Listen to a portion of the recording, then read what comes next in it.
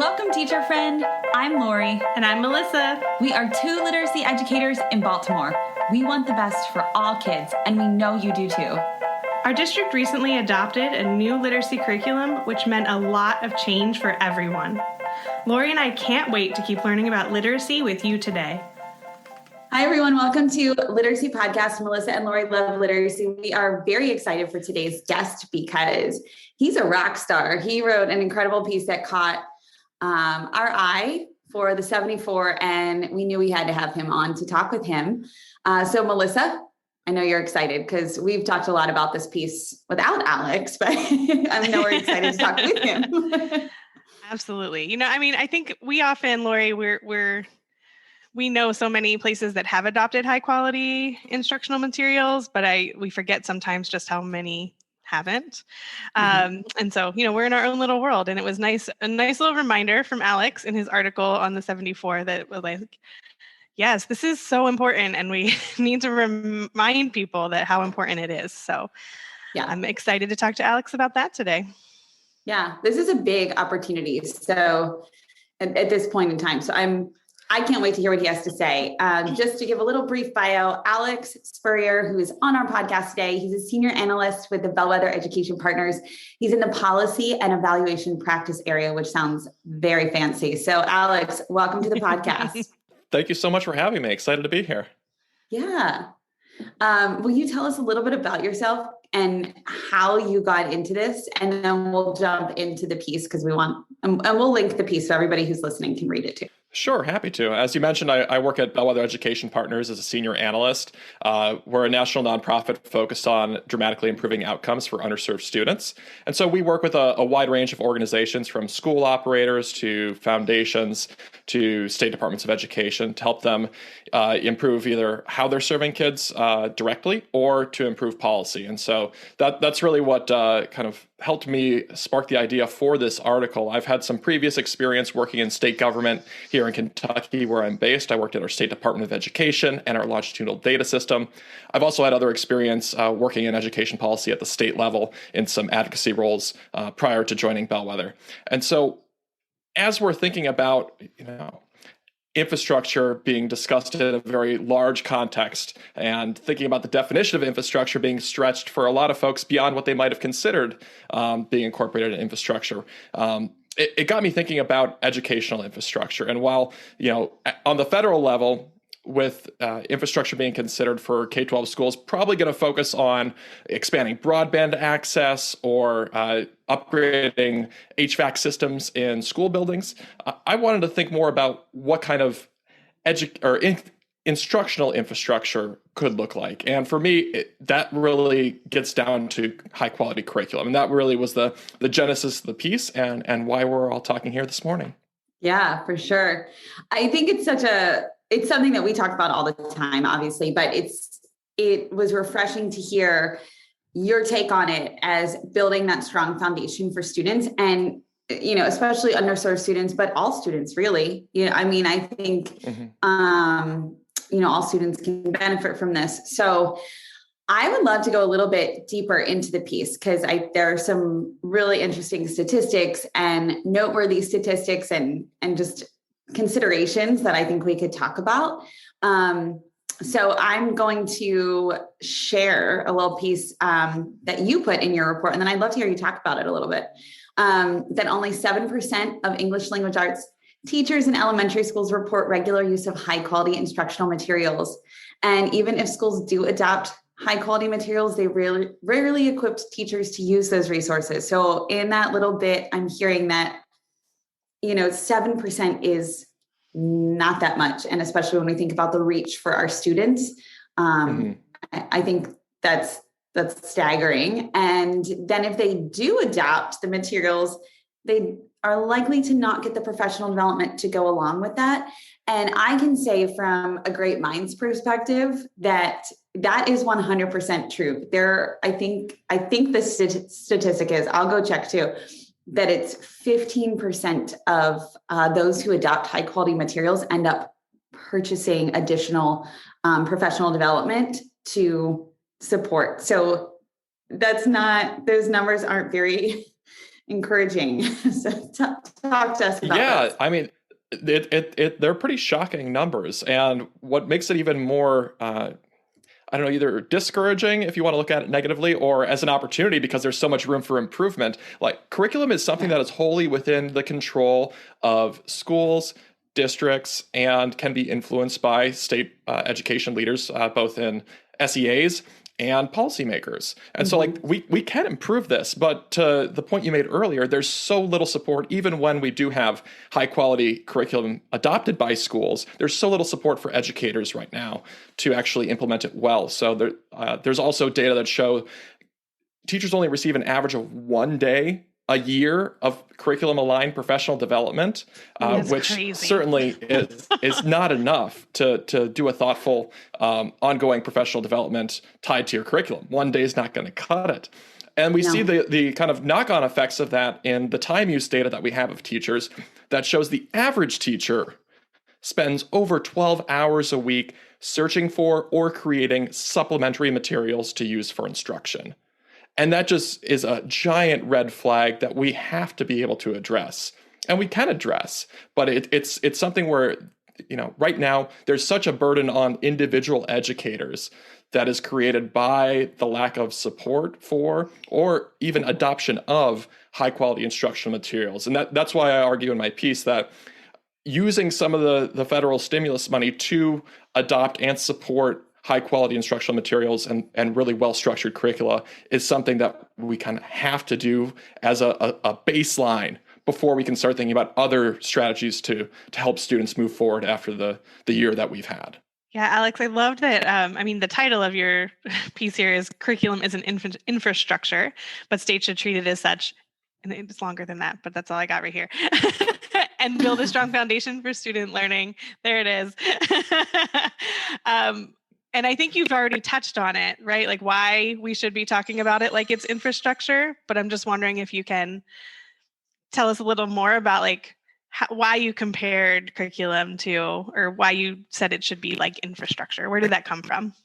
Well, when we visit schools that have curriculum at the center of their operations, you really see a difference in everything that the school does, how teachers interact with students, how teachers interact with one another, how teachers interact with administrators, and how all of the operations within a school can really be tied to a thoughtful, well-structured curricula. And you contrast that with other schools you might visit where that's not the case. And it's a lot more difficult to have that coherence within a school building between classroom to classroom, grade level to grade level, department to department. And so I think having a well thought out, high quality curriculum really can serve as a foundation for so many different aspects that can elevate the quality, coherence of instruction that occurs within a building.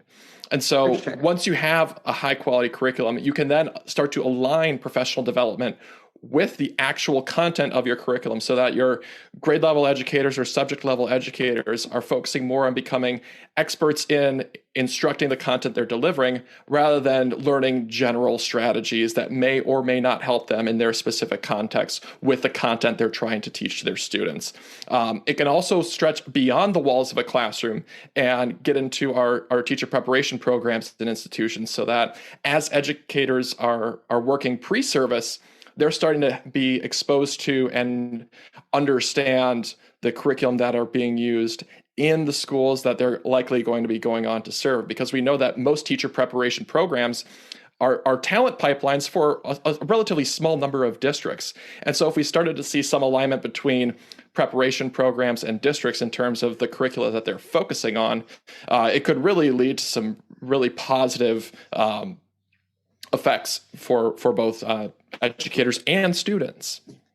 Yeah. And I do want to speak to one thing that you said. You shared like teachers could be getting professional development on the curriculum that they're using and obviously it would be much more meaningful than just for probably, and I was a teacher for a decade, for year after year, PD on strategies, and you're killing yourself teaching these strategies that then aren't working. And obviously, because the research says you should only teach 15 hours of strategy instruction? I think Shanahan said 12 to 15 hours. Yeah, like total. Per year, per school year.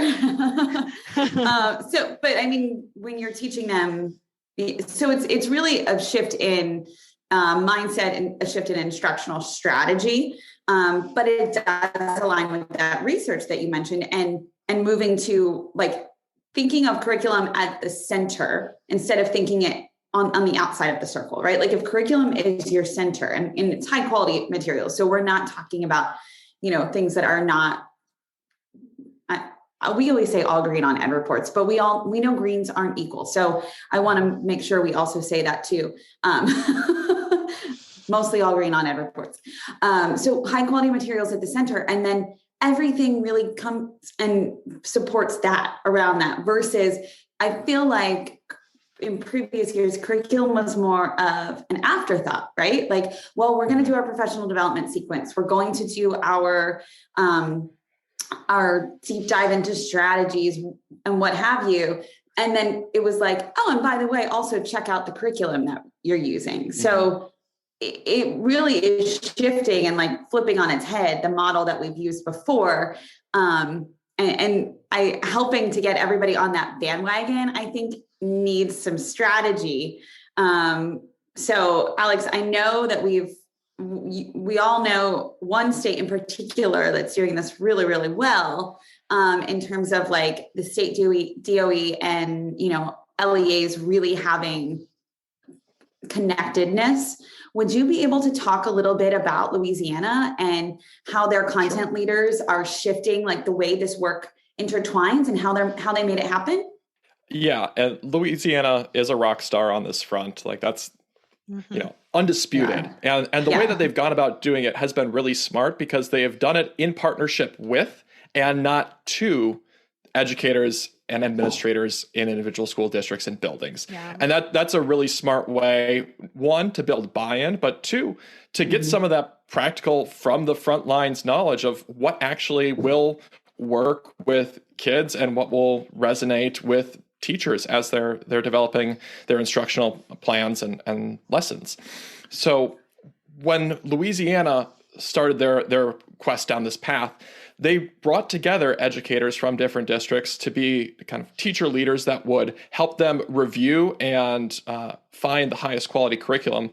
And then once Louisiana's teachers helped elevate those high quality instructional materials for the Department of Education, the Department of Education then was able to reduce the barriers that existed for districts to adopt those materials, either by subsidizing the cost or reducing regulatory barriers for districts to adopt high quality instructional materials. But it was really done in partnership with teachers, which is why it was able to take root so quickly in a lot of districts in Louisiana and help them to then extend that effort to other areas. So Louisiana has an assessment pilot going on right now that is tied to high quality curriculum. And so you've got districts I'm so excited. Are you so excited?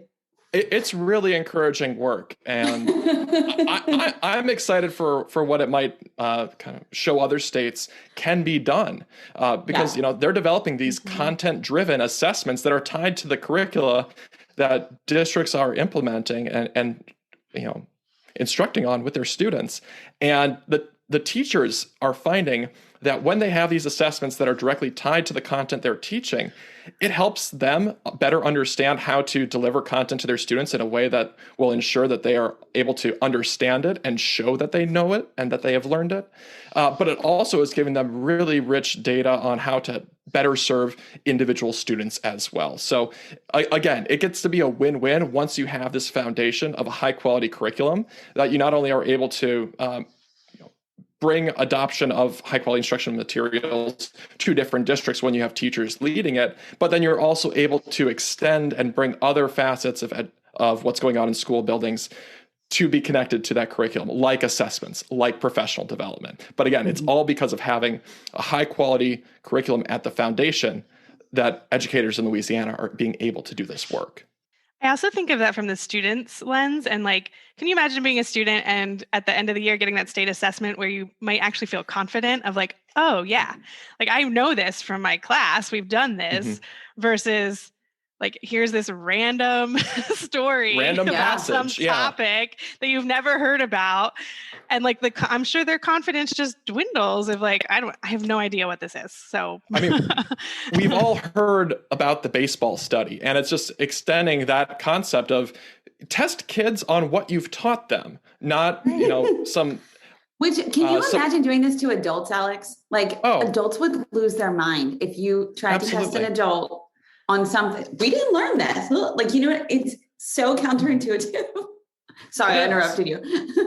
No, it's totally counterintuitive, but that's been part of the challenge of having, particularly in ELA and reading assessments.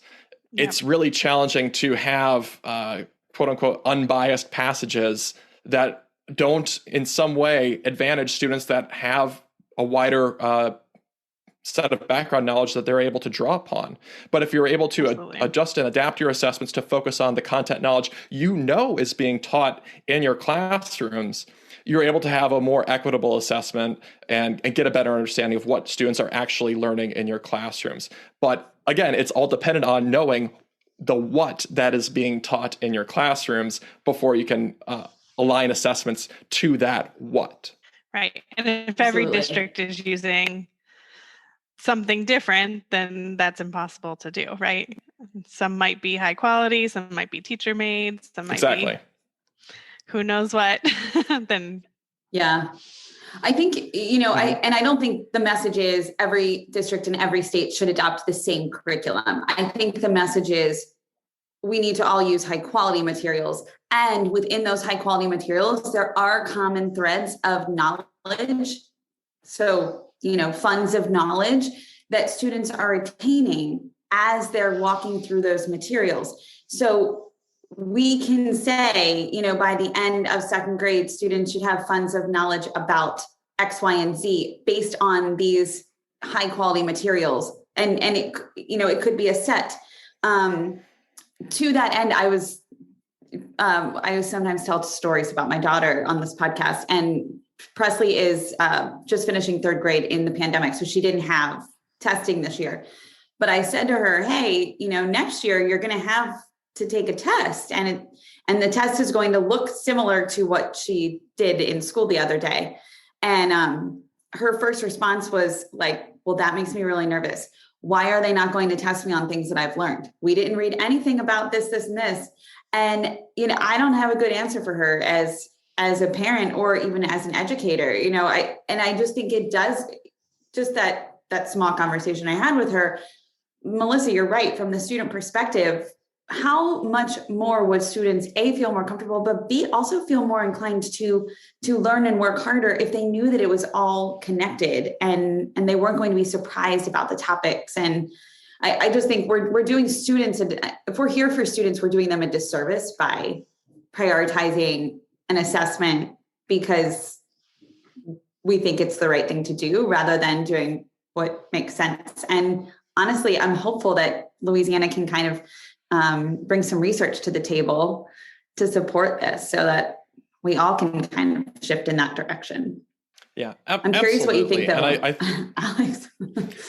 I'm in a 100% agreement with your point that not every school has to have the same curriculum within a state or even within a district in order to have some sort of alignment on what students should be taught and then developing assessments that can then support that. And I think we already have a great example of how that can be done at the high school level. When you look at, AP courses, they're in 70% of high schools across the US.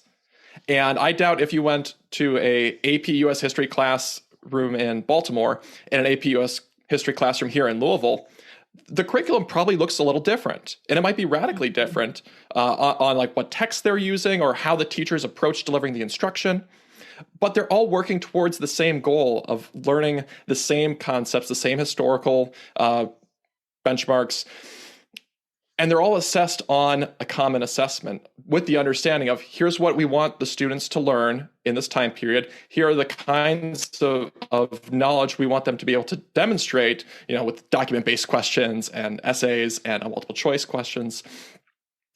why can't we take that same concept and apply it to other parts of the K-12 grade span? And so I actually wrote a piece earlier this year as part of our Pandemic to Progress series at Bellwether, where I call for exactly that, of having more AP-like consortia that are setting content standards for either a grade span or a particular subject matter, and then develop assessments that are aligned to it, and then allow for innovation in curriculum and at the classroom level to then focus on the actual content knowledge and getting students to learn both the knowledge and the skills that we want them to acquire over the course of their time in K-12.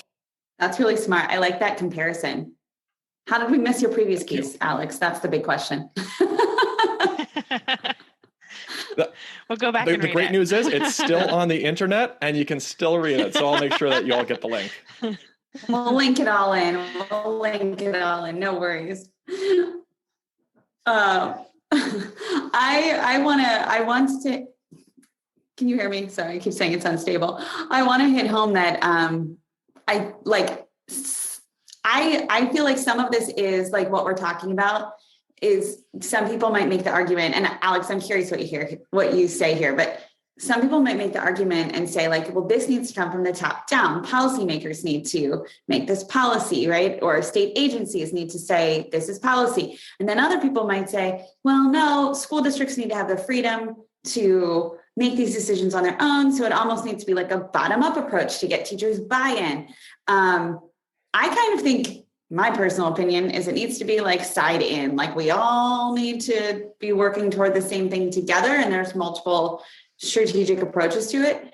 But I'd love to hear what you think about it because, you wrote in your piece that like policymakers should start by understanding their state's curricular landscape and that some state education agencies may have approved things like textbooks lists, but there's little data on which curriculum individual schools actually use, which is interesting because if you're a state agency and it's your job to kind of keep track of that information, how do you not have that information? It's a mind-boggling concept that, a state education agency, which is ostensibly overseeing K-12 education in your state, doesn't know what is actually being taught in classrooms. And that's the dirty little secret of curriculum in K-12 education right now, is that, frankly, the only person that knows really what's being taught in the classroom, for the most part in most schools, is the teacher that is running that classroom. And that's because we've devolved the responsibility and burden of curriculum kind of selection and adoption in practice to individual educators. Because we're seeing, you don't have to look across the news very hard to see all sorts of headlines about what is being taught in schools that are being discussed by politicians. But when you get down to it, they might not even understand what actually is being taught in schools. And so I think the baseline that we need to start with from a policymaker's perspective is focus on transparency. Don't focus on trying to mandate one type of curriculum or another. Don't focus on banning certain instructional approaches or another. Let's get a grasp on what is actually happening in classrooms. And even at a district level, superintendents and school boards might not fully understand what curricula are, one, officially adopted, or two, actually being used in classrooms in their districts. And I think that part of it has to be those folks in leadership positions approaching this from a position of humility and saying, we would like to understand better what our children are learning and what we're setting as the standards for them in terms of the curriculum we expect them to learn and cover over the course of their time in our schools. And so I think it has to start from there, because you can't know where you need to go if you don't know where you are right now. And that's why I say we have to start with transparency. But once we start to understand that, and educators start to see what is actually being taught, not only across their district, but across their state or in other states, it would be fantastic, I would think, for a third grade teacher to be able to form a virtual PD group with another teacher that's working off the same curriculum they are, to kind of help bring to scale some of those professional development opportunities that might not be available to a school that is using a curriculum that's not being adopted by other schools in their district.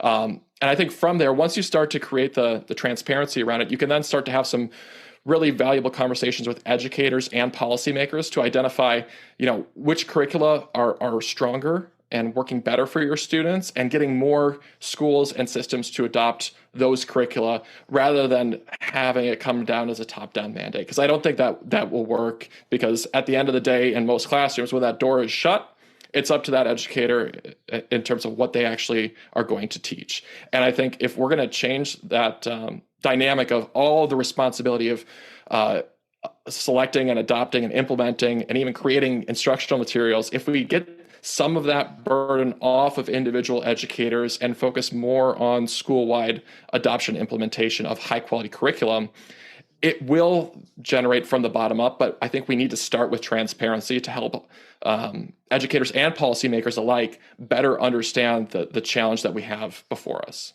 I think that's just such a great point. I know that you, in your article, you say something like, often districts just let, we let people choose because it's just like hands off. We don't have to get into the argument of what people want to teach or what parents might say about what's in there. So it's easier to just like hands off.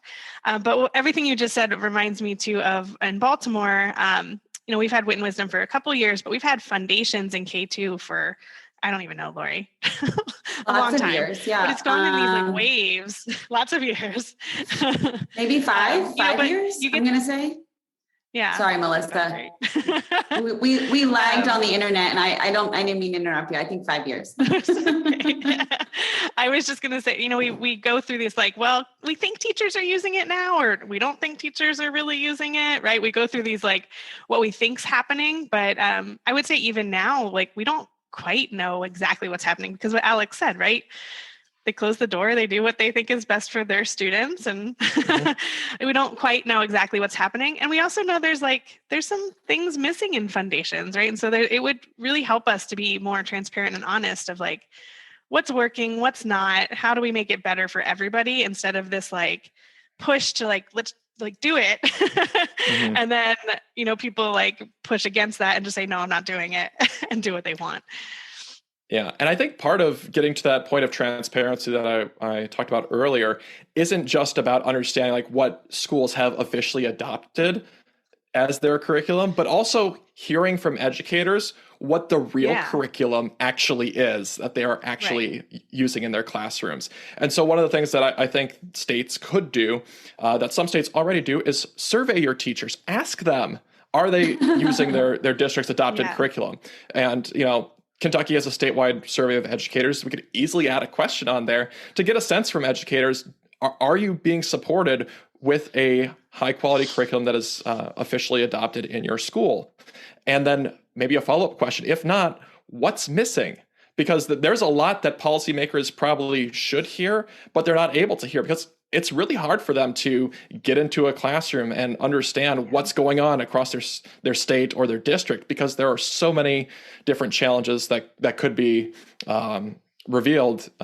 It just wouldn't be practical for them to go school to school, classroom to classroom. But we can learn a lot from surveys. And I think that's something that we're underutilizing on the question of what is actually being taught in our classrooms. Yeah.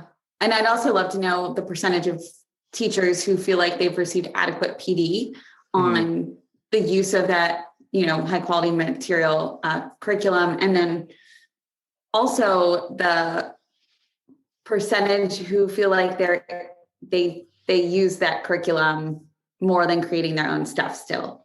Because that, I think there's obviously this is a massive shift in education. And if we could kind of get a gauge on, like, for example, like you said, Melissa, like, okay, so, teachers who are using foundations, what's the percentage that you're teaching it with fidelity to the program? And then why are you shifting away, right? Like, what is it that's making you shift away? Where do you need to supplement? Why do you feel that way? And if teachers can articulate really clearly, why, then I think that only can be supportive of leaders providing additional support. But teachers need to be able to trust too, right? That's the purpose of it. Mm-hmm. And like you said, that transparency needs to be there. And I think that's so critical, that transparency piece that you mentioned, Alex. Yeah, and it gets back to that data point that I mentioned earlier, that the average teacher is spending more than 12 hours a week searching for or creating supplementary materials. Right. Like, there's clearly a need there. And so it just seems on top of, I want to say on top of the 40, on top of the 40 they're working, yes. right? At least 40. Yeah. Absolutely. And I'm not saying that number should be zero. Of course, teachers are going to have to adapt materials to meet specific needs that their students have. But it certainly ought to be less than 12 hours per week. And I think if we were able to have more coherency and transparency around the curricula that are being used in schools, a fourth grade teacher who is trying to adapt a particular lesson to an English language learner student, that wheel doesn't need to be reinvented in every single fourth grade classroom with English language learner students that are using that same curriculum. But right now, teachers are left to their own devices to be able to bridge that gap on their own. And it doesn't have to be that way. And that's why you see right now, the numbers are staggering, the number of teachers that are searching on Google or Pinterest or Teachers Pay Teachers. Like, we're talking 90+% of teachers do this. They're looking for these supplementary materials to meet the specific needs of their students. But, but those that's not places something are that not needs, high quality. Yeah. They're not. And like, there's a lot of data and research to show that, the quality level there is pretty questionable. And, expecting every teacher to be an expert on the creation of instructional materials at scale, all 3 million teachers plus in the United States, it's just an unreasonable expectation. And designing and developing really high quality instructional materials is a really, really tough skill. And it's not something that we can expect 3 million plus teachers to be able to do at a high level on their own, while also doing their job of teaching their students. And if we had more coherence around implementing high quality curriculum in schools, I feel like we would be able to significantly reduce that burden for teachers on sourcing materials that could supplement the lessons that they're teaching, freeing them up for more time to spend with their students, making connections and helping students overcome the barriers they're facing, rather than spending 12 plus hours a week searching for or creating those supplementary materials. Preach. Alex, I'm wondering about Alex. I'm wondering about your thoughts on the role of higher education. I think when my undergrad, grad, even right now I'm in an admin certification course, and I would say I am being sold that I should be creating my materials, and that's my job. And I think I'm giving you what I think before I asking for your opinion. But I think that that's a disconnect for teachers when they come out of their programs, and then if they have high quality materials, are like, wait, what do I do with this? Because I was just told my job is to create, but now I'm given something where I don't have that same freedom to create what I want. What are your thoughts? Yeah, it gets back to a metaphor that I mentioned in the piece from Robert Pondisio that, we don't expect doctors to go to the lab every night and develop the compounds for the medicines they're going to prescribe to their patients. We don't expect a carpenter to go into the forest every morning to chop down a tree and convert that into 2x4s in order to frame up a house. Why do we expect teachers to have to create from scratch instructional materials that they then have to turn around either later that morning or the next week and effectively instruct their students with the materials they've started from scratch with? Like, it's crazy to expect that of 3 million plus educators across the country. And to get back to your point around higher education, where they fit into all of this, higher ed, for all the challenges we have in K-12 education and moving forward on high quality instructional materials and coherent curricula, and how slow moving K-12 districts are, higher education is even slower to move and adapt for the most part. And I think it's a huge challenge to try and overcome because, as I mentioned earlier, most teacher preparation programs serve a very discrete set of districts that they serve as talent pipelines for. And so as we get districts that are moving more and more towards adopting high quality instructional materials, thoughtful, coherent curriculum. If we were then able to then have those districts work with the teacher preparation programs that serve as their main talent pipelines to expose pre-service educators to not only the content that is being delivered in their classrooms, but to understand instructional strategies that can work well with that specific content, to better understand the concepts and the content knowledge that is part of those curricula. Because, I know that when I was in the classroom, there were things I had to teach that I wasn't an expert on as a fifth grade teacher. Like there were concepts that I hadn't revisited since I was a fifth grader. And, there are lots of teachers in that position where they might have to teach something that they're not, fully 100% confident that they fully understand themselves. Yeah. And that's not a knock against them. There's just a lot of really in-depth, complex content that educators have to teach and deliver to students. And the sooner that we can make early career teachers experts in the content that they're going to be delivering to students, I think it sets everyone up for success, not only the educators, but in particular the students, because how much more support could we be giving to first year and early career educators if we knew to a pretty strong degree the kinds of curriculum that they were going to be interacting with in the districts that they're most likely going to be applying for jobs in? It would be a game changer because they could then enter that classroom on day one and feel a lot more confident than an educator that was stepping into the classroom day one of year one of their career and feeling completely overwhelmed. I mean, they're still going to be overwhelmed. Let's be very clear about that. It's a tough experience to go through. I don't think anybody would expect that to change. But the coherence and confidence that you can have in your instruction with a curriculum that you know well and that you've maybe been reading about or studying for 4 years before you entered that classroom. Yeah. It would make a world of difference for the students that they serve. And in particular, it would have a huge, huge effect on equity in schools that have, disproportionate shares of early career educators, which we know are the schools that serve our highest needs students. So again, this all comes back to the idea of having high quality curriculum isn't just a good idea because it can help schools have a more coherent approach to instruction, but it's also a massive lever for equity that we are not fully taking advantage of at this point in time. And particularly after the year that we've had, it seems like a perfect opportunity to do things right moving forward. Yes. Yeah. I feel like too, what you didn't mention was assessments and teachers creating their own assessments. So if, to kind of align all of this, like if teachers were sitting in, if teachers were engaging with the curriculum with the teachers from the school where they were, or school district where they're heading into to apply for a job, where they're going to be teaching and, working with students there. We talked earlier about the students feeling more confident on that assessment, right? The state assessment, if they knew the content. I think it's a very similar concept. Like, think about the confidence you'd have walking into an interview, a school building, an observation, right? Your first year teaching, that was the most stressful thing ever to be observed.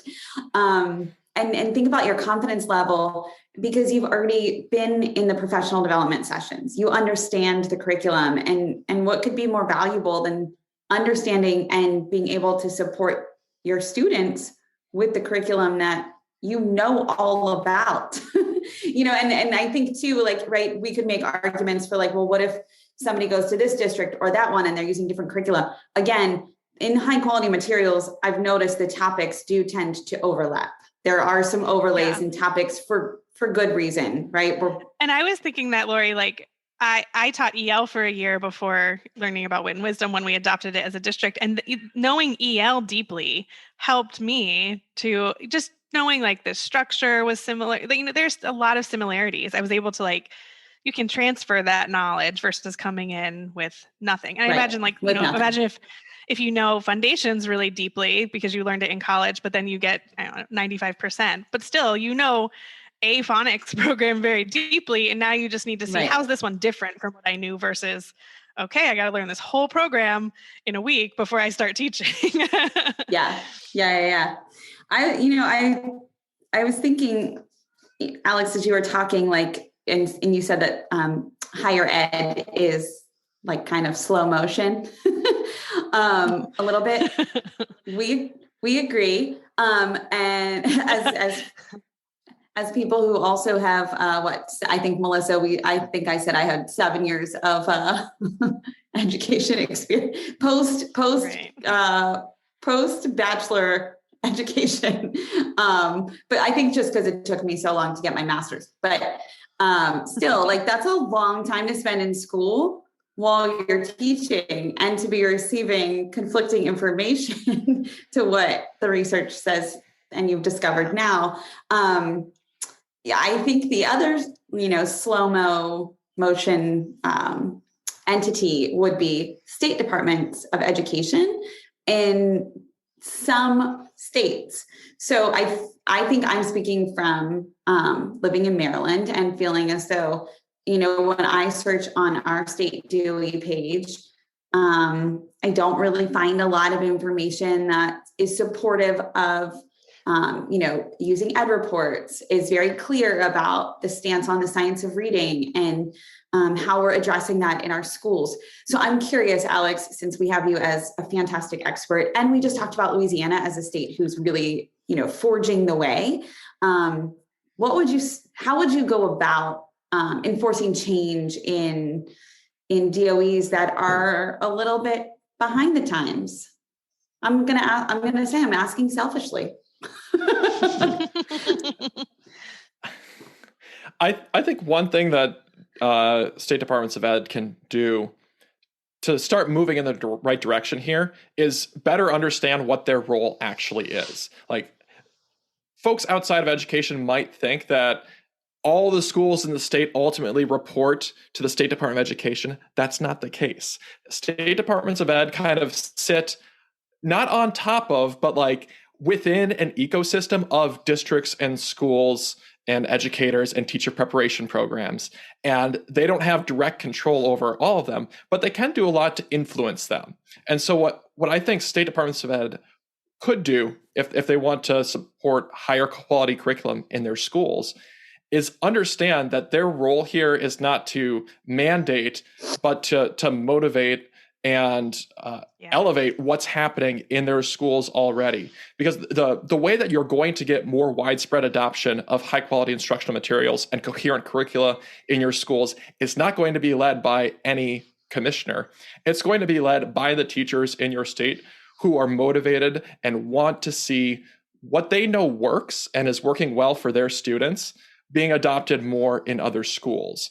And so I see state departments of ed as most effective when they're serving as a convener of educators and of districts and of administrators to help them actually, one, problem solve around common issues of practice or administration, but also to elevate what's working and to help other districts that may be a little further behind, or schools that are a little further behind in the process than they are, to see the path forward and see how it's working with students that look like their students in districts that look like their districts and schools that look like their schools. And I think once SDEs adopt that mindset of, okay, we're not pushing or pulling schools along here, we want to get everyone moving in this direction. So let's use our position as both a spotlight and a convener to highlight those practices that we know are working well, highlight the curricula that we know are working well for students and educators, but also then to help educators and administrators work together across district lines, across school buildings, to expand the use of high quality instructional materials and coherent curriculum. I think that's the role SDEs need to play. And those that are stuck in a more compliance-based mindset that, we've got the regs that we need to make sure are followed to the T, and that's what we're going to do. Like, that's important work, but that's not the only work that SDEs can or should do. And the more that they can do to convene educators and spotlight really strong, high-quality curriculum implementation that is happening in their states, the more quickly and more sustainably, that's important, the sustainable piece of that, they'll see high quality instructional materials expand across their state. Because if it's a top-down mandate, they might be able to do it for, one administration or under one commissioner. But if there's one thing that's common in every SDE, it's churn at the top to some degree or another. Like you could have a incredible, fantastic commissioner for a 4-year term, and then they move on to another professional opportunity or they retire. And then you've got a new person with different priorities. And so the more you can disaggregate and distribute the responsibility and leadership of these efforts among educators and administrators and superintendents, it will make it a more sustainable effort over time. Again, that's not to say commissioners and SDEs don't have a role to play, but part of their role is recognizing and deferring and embracing a more distributed approach to this work. And I love that. That's so smart. And it is true. There is a lot of turnover, so distributing that leadership opportunity is important. I have a question, and you might not know the answer to this, and that's okay, because I know we didn't talk about it ahead of time, but it just popped in my head. So thinking about a state such as Louisiana, their districts per se, I don't know if they're called districts. Everybody calls them a little something different. Their districts in Louisiana. That's right. Parish. You're right. Parishes. I did work with some Louisiana folks, and I was like, what is a parish? Can you explain? How many parishes? Now, I know there might be a ton, so maybe we just get a ballpark. Do you know how many parishes may be using high quality instructional materials versus, like, I'm going to give a number for Maryland because this is what my knowledge says to date, that only 2 districts out of all of our districts in Maryland, here in Maryland, are using high quality materials. So do we have like a comparison for a state such as Louisiana?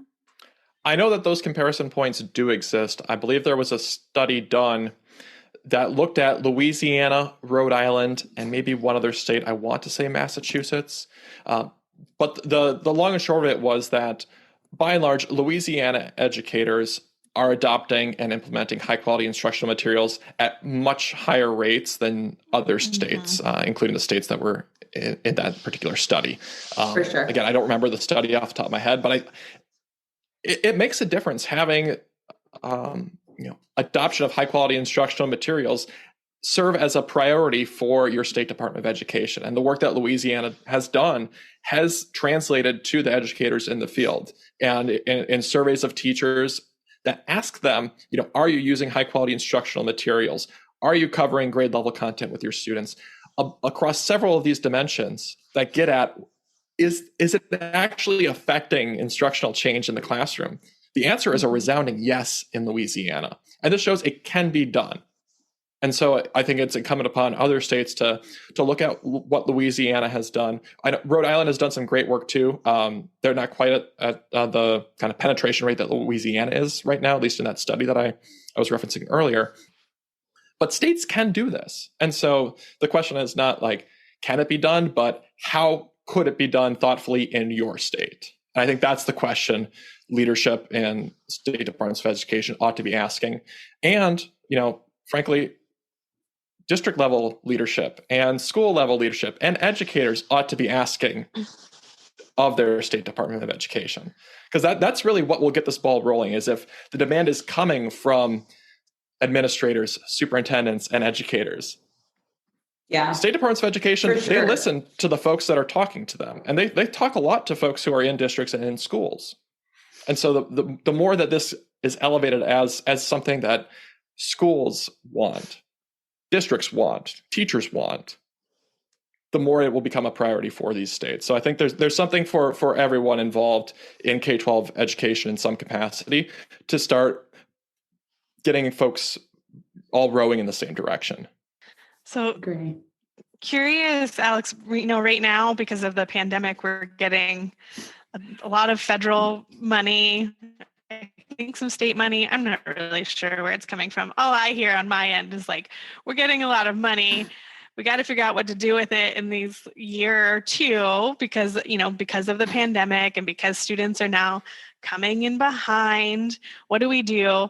I'm just wondering, like, from your perspective of, I don't know, where you sit, any thoughts on like what does this look like in the next couple of years with just lots of funding being thrown around? So schools and districts are going to be trying a lot of new strategies to try and address the litany of challenges that they're facing post-pandemic. And they're seeing gaps between their students wider than ever before in terms of where their knowledge level and skills levels are at when they're going to return to the classroom in person this fall.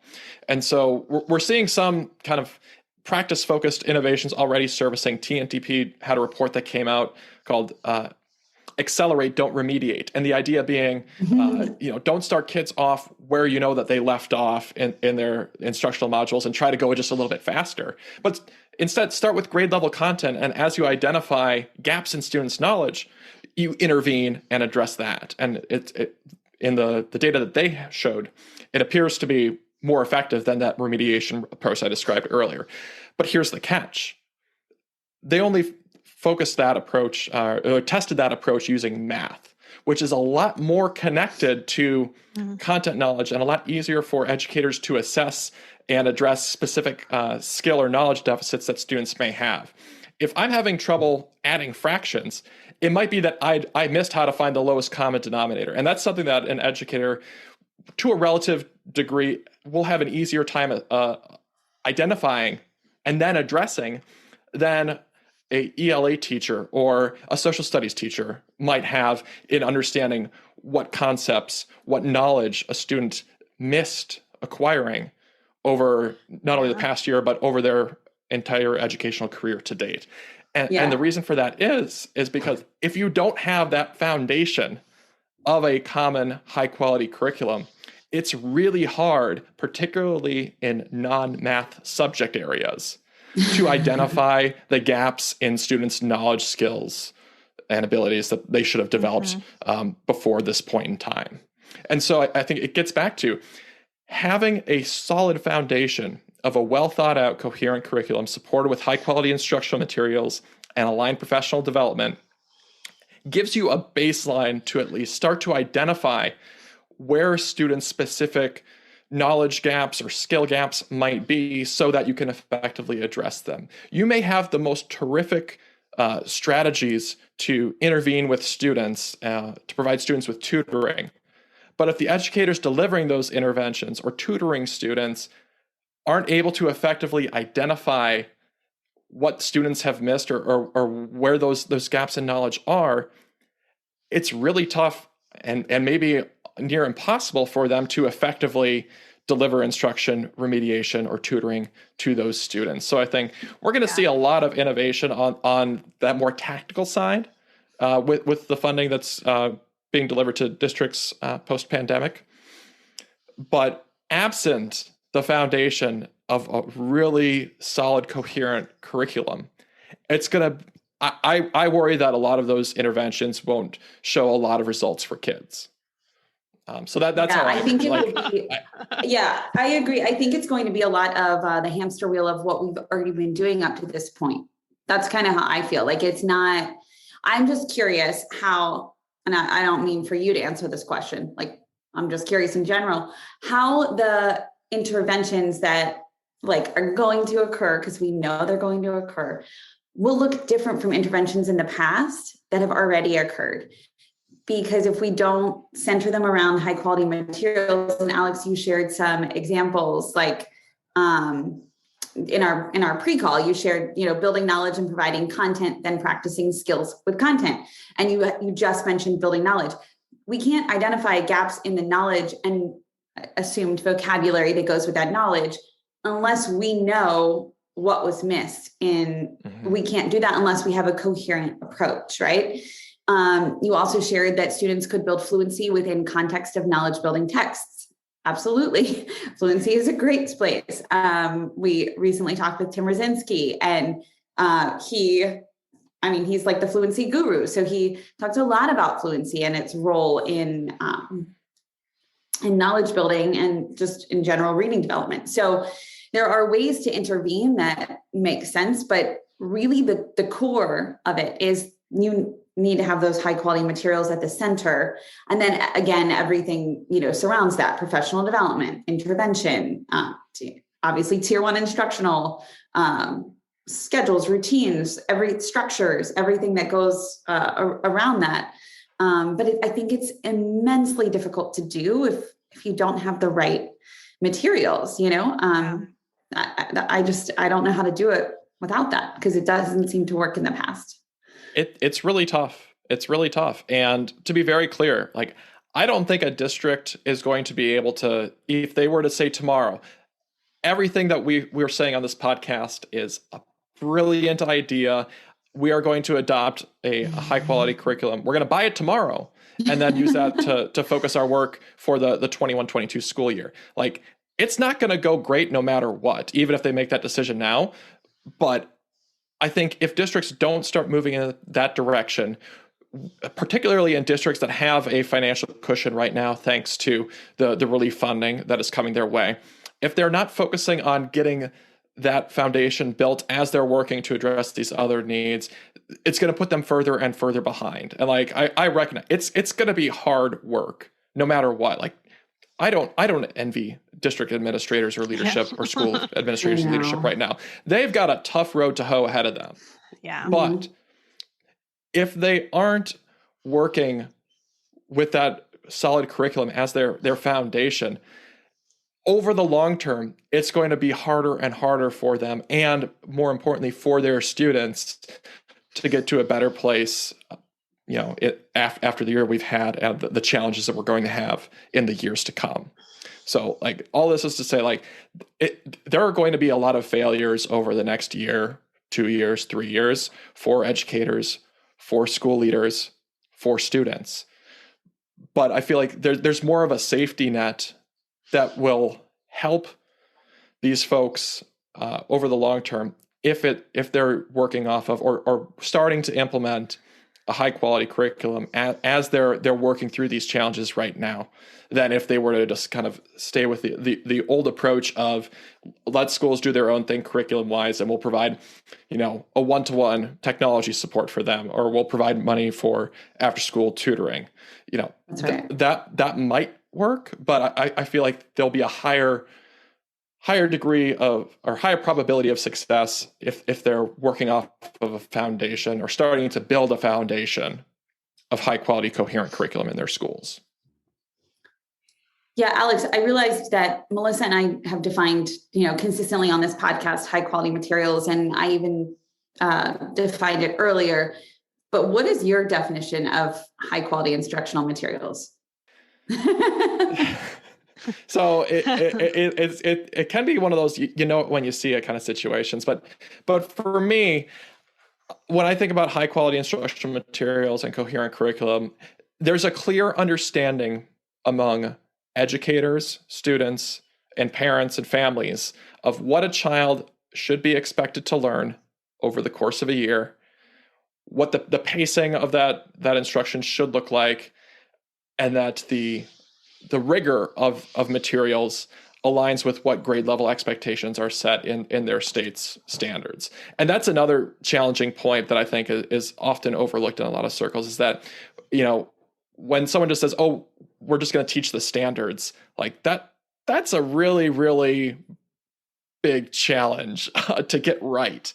And I feel like without the translation thoughtfully of your state's grade level standards to materials that are aligned to a thoughtful scope and sequence, that are building an explicit set of content knowledge within your students, it's really difficult to build a thoughtful kind of curriculum, at a school level or in a classroom level that will effectively address those standards. There's a really great book that was recently published by Morgan Polikoff. He's a professor at USC, done a lot of research on curriculum. It's called Beyond Standards, and it looks into that challenge. And I think it's something that everyone that's probably listening to this podcast would be interested in reading, particularly YouTube. Oh, yeah. So I would just give that book a plug, because I think the challenge of translating standards into high quality curriculum is massive. And I think that's why we need to have more high quality instructional materials that align to state standards, because making that translation is almost impossible to do at scale for schools and for educators. And Morgan does a great job in that book of discussing those challenges and talking about solutions to potentially address it. And surprise, surprise, like having strong curriculum efforts that are led by State Department of Education is part of what he recommends. Of course. I'm already adding it to my cart. I know. I know. See, I was curious, Alex, if you were going to do like like the high quality curriculum should have this and should not be that, or, I always think about, what was it? Like back in the day in like the late 90s, early 2000s, it was, do you remember that book, Eat This, Not That? Yeah.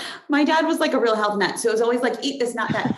And I remember like going through that book and being like, yeah, there are like wrong things to eat. And I kind of feel like we're at that point in education now. Like I want to be like, learn this, not that, read this, not that, write this, not that, because there are, I think we're at a point where we can say like the science of reading movement has clearly defined that there are some things that are, the right things to intake for educational nutrients. And then there are some things that are not the things to intake for any kind of healthfulness. So in terms of our minds. So I like how you defined that. And I feel like we're at the point where Alex do you want to comment on that? I feel like you're I was going to say, like, as you raise the eat this, not that kind of analogy to this, I would say one thing that you would see in a high quality curriculum that you wouldn't see in a lower quality curriculum is an emphasis on knowledge building and consuming whole texts, or covering whole texts, and not just working off of, random fictional stories and leveled readers and snippets of text from here or there. But I think engaging in a thoughtful development of content knowledge that is sequenced across grade levels and across subject areas is something that ought to be the backbone of every high quality curriculum that schools hopefully will move towards. But I think that's probably a non-negotiable for me if I was to assess something as like, is this a high quality curriculum or not? But like, I think building an explicit set of content knowledge in students is absolutely foundational, because there are so many benefits to it, both in terms of literacy instruction and getting students to develop not only fluency and accuracy in their reading, but like it's also just more fun for kids to learn about actual stuff and not just strategies of how to connect a text to self, text to world. All that can be valuable, but if it's not built on a foundation of knowledge that kids are building, like they're not going to come home from school and say, I learned how to make better text to self connections today. They'll be excited to say, I learned about, this Greek myth, or I learned about Rosie the Riveter. You could go on and on, but like the actual content knowledge is what gets kids motivated and will serve them well in the long run if we're able to build stronger foundations of background knowledge and more shared foundations of background knowledge. I feel like we'll have not only beneficial effects for students down the road as they develop into their careers or academic pursuits, but it'll also help our democracy out if folks have a lot more overlap in the shared background knowledge and understanding that they have, not only of the world, but of one another. Yeah. I just saw a tweet that was similar to what you were talking about, Alex, is like, and also don't assume that students, especially if students are, reading below grade level, don't assume what they're going to be into, right? Like this content knowledge, sometimes like I always tell my Middle Ages story. We had one of the modules in Wit and Wisdom in 7th grade is about the Middle Ages. And I was just like, oh God, the kids are going to hate it, but they didn't. Right. And I think it's awesome. Yeah. They love it, and it's like, we make these assumptions that, well, they're not going to like that because of where they're from. They're from Baltimore. They're not going to connect with it, but they love learning content. Yeah. Kids are curious, and the more that we can expand their worlds by exposing them to new topics, new subject areas, new areas and domains of knowledge. The more literate they're going to become, the more well-rounded individuals they'll become. And so we can't just defer to, letting students stick to texts that are aligned to what they're already interested in. Like there's so much that we can do for kids to help, them fulfill their full potential. And it starts with, opening the door to the world of knowledge by exposing them to a whole bunch of different concepts and content knowledge. I feel like I was very fortunate growing up because my grandmother was a librarian. I spent a lot of times in libraries going up and down different aisles and just pulling out books and, absorbing all this different content that was in the library. And I feel like we can do a more thoughtful job of giving students exposure to that kind of experience. One, spend more time in libraries. They're great. But two, building out curriculum that thoughtfully builds content knowledge from a wide range of areas, disciplines, experiences, parts of the globe into what students learn throughout their K-12 experience. I think that's a no-brainer in terms of what we should be looking for in high-quality curriculum. Yeah.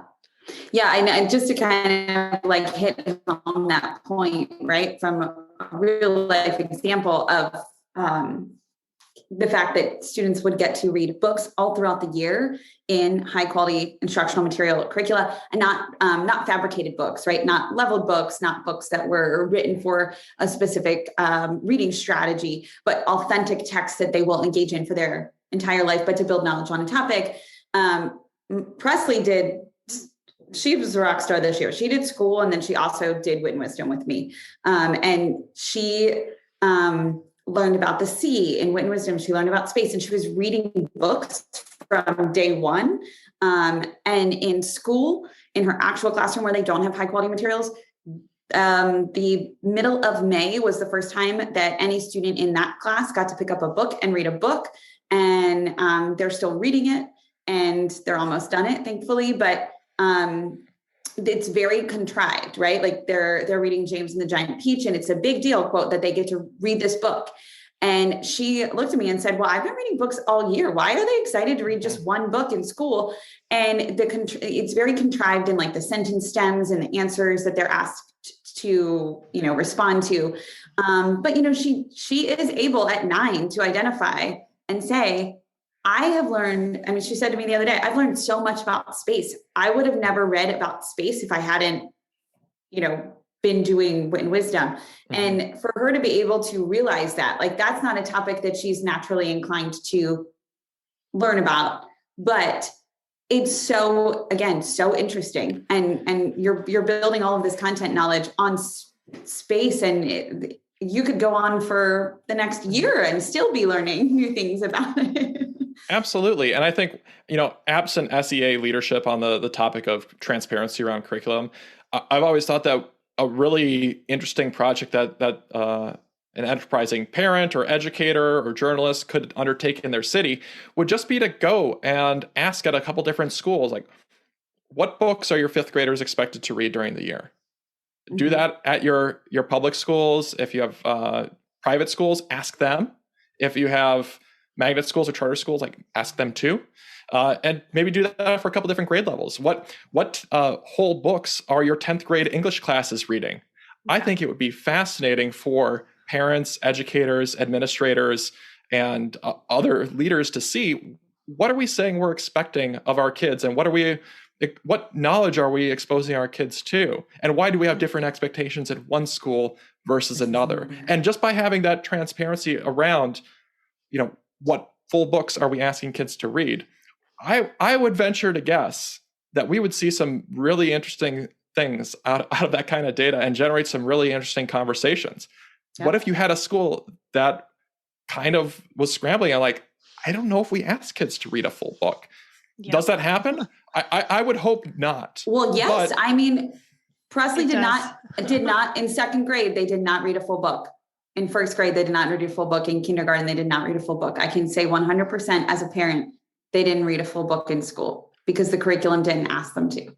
And how empowering could a project like that be for parents who might not fully understand the ins and outs of what a curriculum is supposed to be? But that's something that a parent, a grandmother, or just a concerned taxpayer could understand as to like why students in a school might not read a whole book throughout the school year.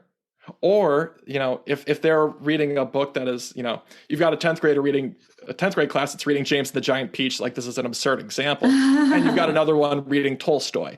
Why are we doing that in our two schools? Like that's an extreme example, but you would find things that people could.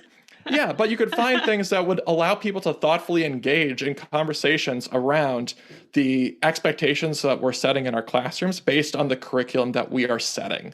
I think the more that we can focus on having those conversations and figuring out what should a high quality curriculum look like in our schools, in our district, in our city, those can be some really valuable conversations that I think could have some pretty positive effects, even, again, absent state leadership on this topic.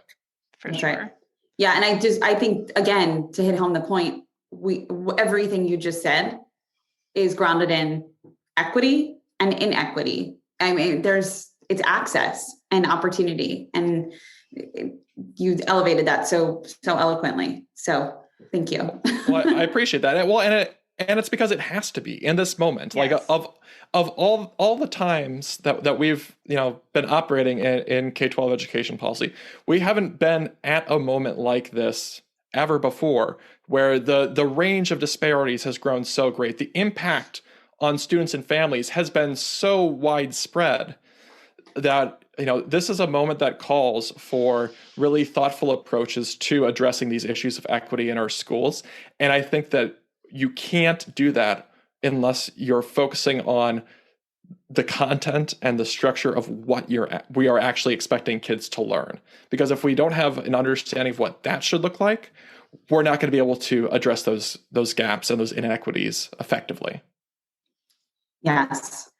I think we're at the point where you give some advice to our listeners, even though I think you've done a great job giving lots of advice all throughout this advice.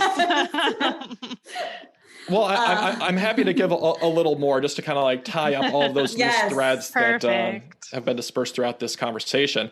I think the one question that folks ought to ask is like, given the position they have, what can they do to move the ball forward on getting more high quality curriculum into schools and in front of students? And so that might look different for someone working or leading a state education agency than it would for a principal or a teacher or a parent. But we've discussed a couple different ways they can do that, either by improving the transparency of the curriculum in their state or in their district, finding, for educators, more opportunities to connect and collaborate with other educators that are using the same curriculum they are, be it in their district, their state, or across the country. And I think for parents, just getting a better sense of like, what are the expectations being set in your schools around curriculum? Like what texts are your kids expected to read? And I think having some basic questions like that for parents can really help them engage in this issue without feeling intimidated around all the edu jargon that gets thrown around, particularly in conversations around curriculum. So I think no matter what, anyone concerned about this topic can do something. And I think they just need to reflect a little bit about, given the positions that they have and where they're situated, where can they best address this challenge? And I think, we've touched, again, on several different ways to do that, but I think that's the question folks should be asking of themselves. And then also, I recommended Morgan's book. It's great. Beyond Standards. Give it a read. I know Melissa's excited about that in particular because you always talk about like struggling with specific standard-based instruction. So maybe, Alex will have to have a little unpacking with Morgan at some point about the book. Do you know? I'm sure he'd be happy to. Just through Twitter. Okay. But he seems like a really nice guy. Yeah. Oh my gosh. That's a great recommendation. Thank you. You're welcome. Absolutely. And thank you so much for this conversation today. This has been fantastic. Yeah. Thank you. I knew we would have a long conversation based on how we could just chat forever about this topic. I feel like we also need to create an infographic that's like a read this, not that together. We all need to collaborate on that. I'm gonna make That it can be our the homework. foundation for next. Alex is gonna be roped Yeah. in now for the next one. What did I get myself into here? I know. Well, thank you so much. We are Yes, super thank grateful to you. have, you've given so much time. Thank you. Well, Have no, a really again, good day, happy Alex. We to have appreciate it. joined Thank you, the Alex. conversation. Yeah. Yeah, thank you all. Bye.